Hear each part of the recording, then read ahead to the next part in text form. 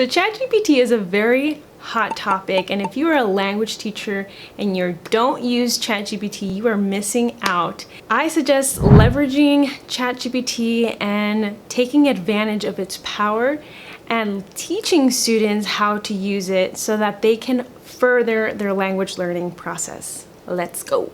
My name is Yael Bass. I am a former Spanish teacher of 5 years, and I use ChatGPT every day, and I wish I would have used it when I was a teacher a couple years ago, and I don't think it wasn't as popular, but here are some ways that you can leverage it, use it in your classroom, teach students how to use it properly and ethically. So the first idea that you might be interested in is, and this is specifically for Spanish teachers, have students talk more and allow ChatGPT to correct them. Okay, so the idea here is having a conversation prompt every single day and allow the students to write their prompt first, their response, and then they have a conversation. And so the requirement would be for them to comment on each other's responses so it actually looks like a conversation. And this requires a little bit of effort, planning. So I have about 35 conversation practices. You can do one each day. And this activity doesn't have to last a whole hour. It could be just 10-15 minutes a day, but it gets kids talking and it allows them to be more engaged. When they're having the conversation, if they are struggling with a specific word or a syntactical problem, vocabulary, they can actually go to ChatGPT in the moment and ask it what is árbol or what is tree in Spanish, or something like that. I mean, we're talking about Spanish heritage speakers here. So they're receiving immediate feedback from the ChatGPT, and they're required to write down those words under the notes part. And that way they're tracking what they are struggling with and also self-correcting themselves. So I think it's pretty neat. Let's use ChatGPT to our advantage rather than having 3-4 hands going up in the air and asking, how do you say this? How do you say that? Teach students how to look up. Teach students how to use the tools and resources that are available to them. Although this may sound non-traditional because we are used to, as teachers, being the source of knowledge, but at this point in history, we are not the source of knowledge. We have knowledge in the fingertips. And so at this point, I think teachers are learning to become teachers of teaching students how to use the resources in an ethical, sustainable, and intellectual way. And you can find this in my TPT store, by the way. If you go up here, this is what the activity could look like. You have the instructions there, and you can choose how long you want to facilitate this activity. I just put 3 weeks for just for the purpose of this activity, but there's space for students to respond to the prompt. There's a rubric there for their conversation where the peer actually assesses the conversation. I also have a teacher guide and a teacher guide in English, teacher guide in Spanish on how you can facilitate this activity for your student. Okay, the second thing is journaling. You can turn the conversation prompts into journaling prompts and encouraging students to elaborate on their answers, and instead of you doing the work of proofreading, because ChatGPT for the most part does a really good job at proofreading, at least what I've seen in my experience. What you could teach your students do is after they write the journal prompt or the response to the journal prompt, they can copy and paste that, put it into the ChatGPT, and ask it questions so that it can identify problems in the journal response and offer solutions on how to fix it. So let me show you. All right, so now we're in ChatGPT, and you can ask students to, right after they write their journal response, have them just put it on there.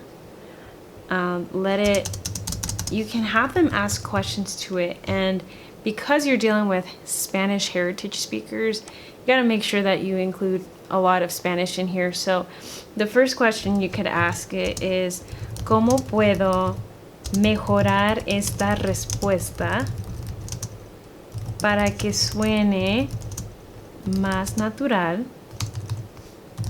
Let me see. I'm gonna add the más natural. The second question would be, ¿podrías identificar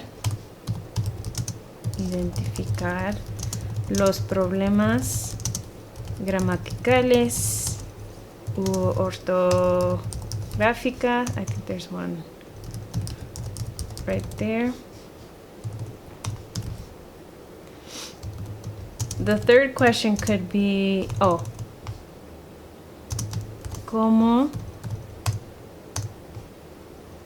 you could just say, explica cómo puedo mejorar o cómo puedo arreglar esos problemas. And check this out.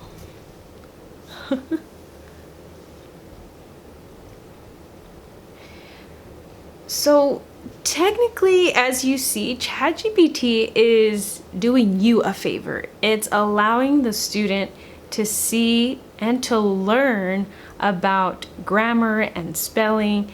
And you might be thinking, then why am I teaching, right? Why am I why do we need teachers now, since we have ChatGPT and we have tools that allow students to just have the answers at their fingertips?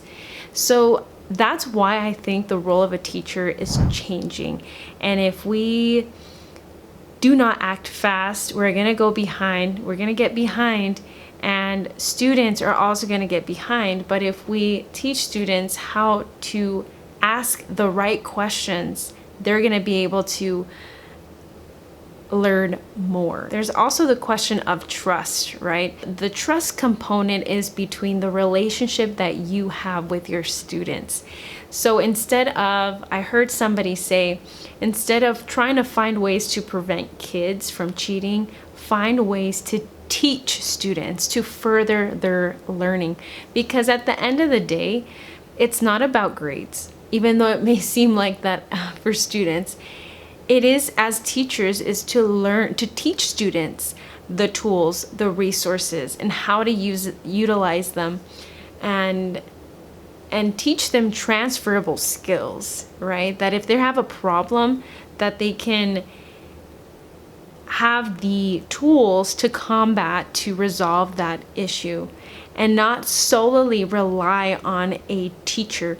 Because if we are talking about public schools, there's like 30, 40, even 50 students for one teacher.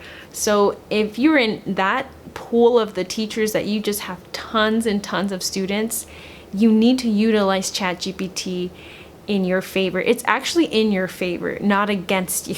Another idea that is closely connected to the conversation prompts and the journaling is having a conversation with ChatGPT. Yes, in the target language. So this is perfect for Spanish heritage students because they are still learning how to be better writers and have better conversations in the target language. So what you could do is, instead of having them write it down on paper or on the computer on a Word document, have them write down their journal prompt or their journal response on ChatGPT. Or that's one option. Or the second option is let it be free range. Let them talk to GPT about anything. So whatever they are curious about, allow them to ask ChatGPT, and they have to have a conversation with ChatGPT. So let me just give you an example here. I would give certain examples. I would give specific examples on the board or something like that before you give them the instructions, but literally it could be anything. So I just typed ¿cuáles libros recomendarías para un adolescente de 15 años? A mí me gusta romance, and these are the results, right? From the results, you will have to keep it going, right? For example, reflexión final, we have preferirías historias suaves, intensas, con fantasía o verosímiles.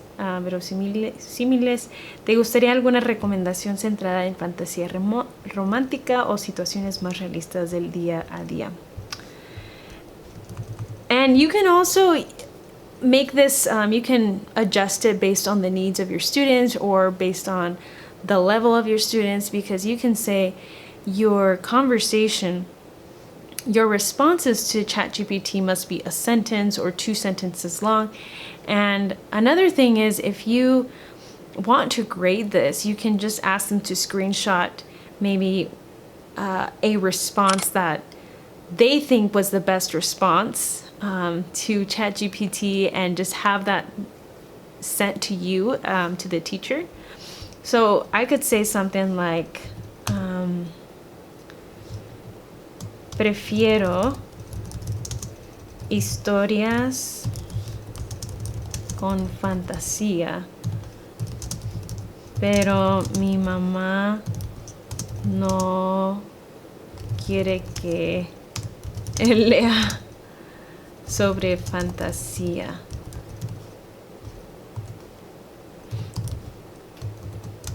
Tienes algunas, maybe I can put, tienes, I'm just gonna be fun here, algunas sugerencias de cómo convencer a mi mamá para que pueda leer sobre fantasía. Something like that.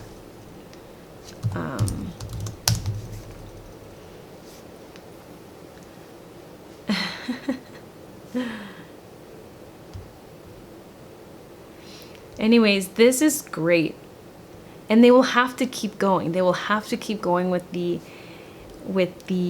conversation, right? Empieza con fantasía ligera con bases realistas. Hay libros que mezclan lo cotidiano con un poco de fantasía, sin irse a lo extremo. Ejemplos: Coraline, Stargirl, Un beso de París. And then it gives you a little snippet, right, on how to convince your mom.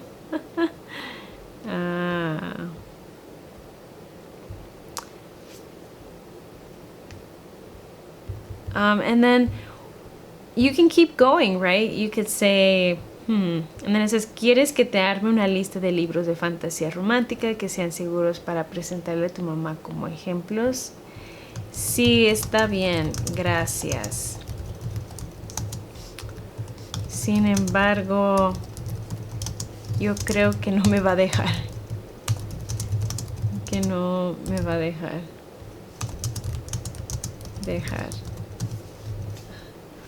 Entiendo, a veces los papás tienen ideas muy firmes y parece imposible hacerlos cambiar.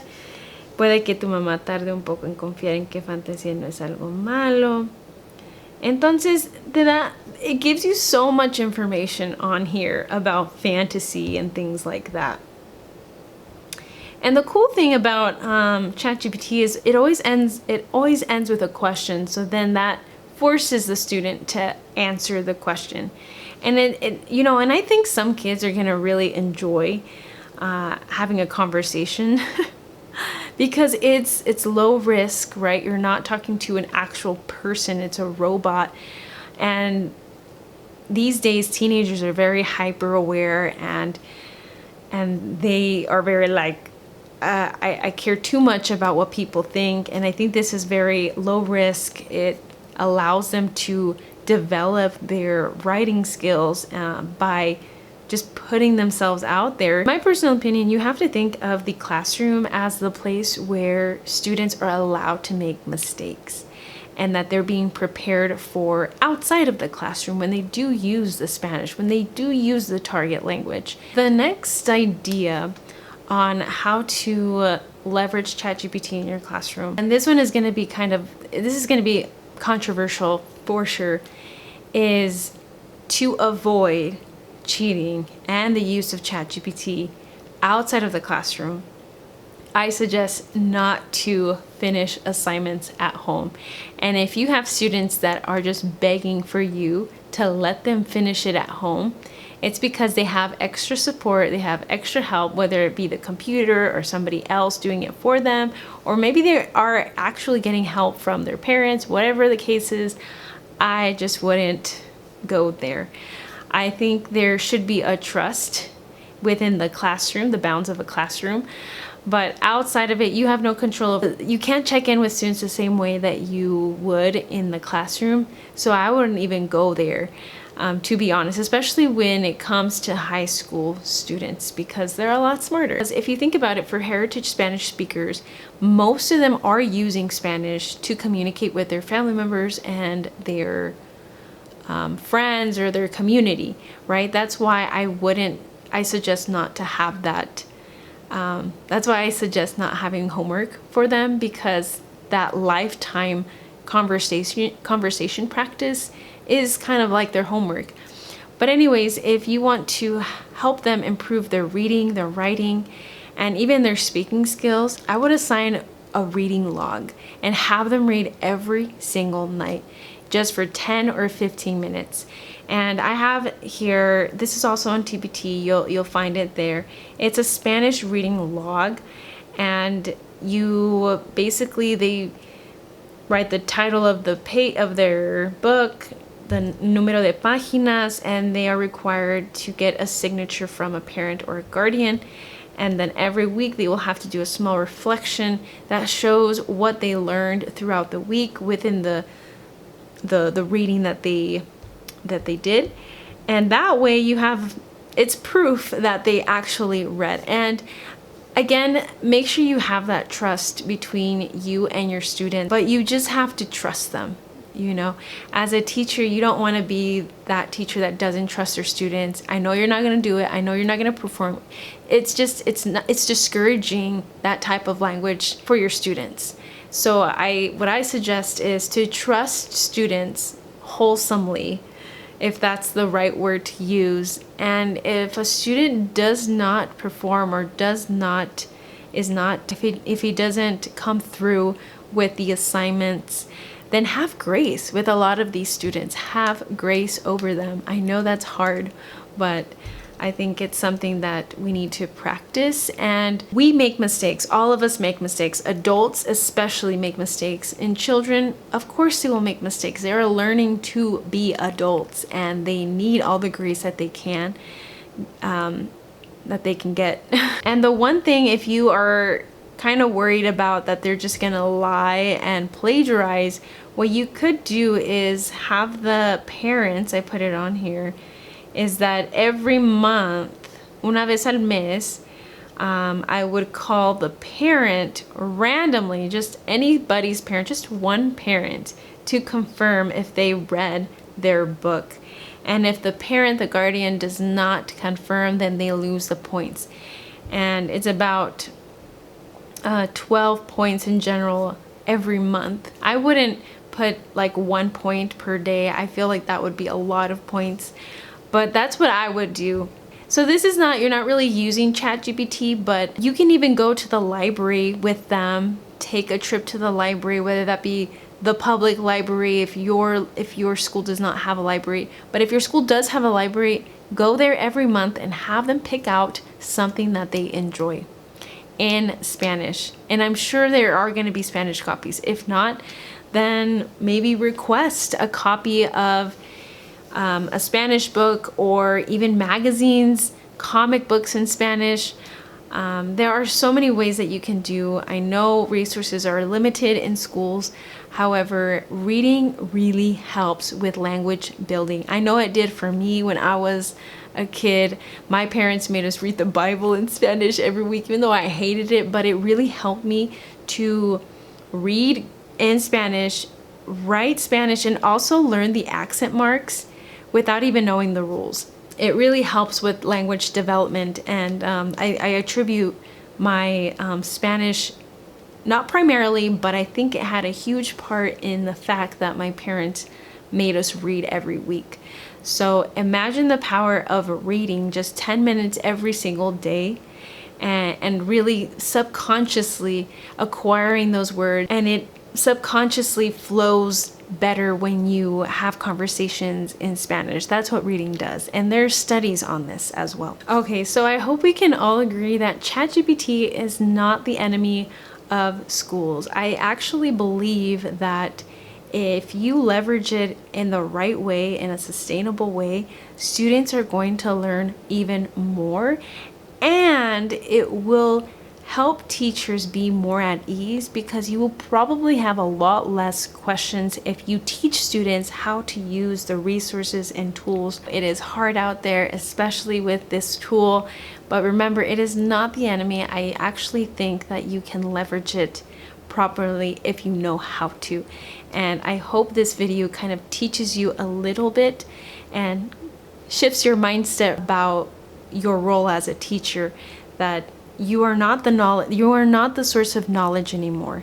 You're more like a coordinator, a facilitator, and there's nothing wrong with that. I think there is still a need for teachers, because you are that person. You have a face, you have a personality. Students will still learn from you and still trust you as their leader of knowledge. If you'd like more videos like this, give it a like, subscribe, share, comment below. What are some things that you are using currently what are some ways that you are leveraging ChatGPT in your classroom, whether that be like nothing or this is what I do on a day-to-day basis. We would love to hear more about it. So go ahead and put that in the comments.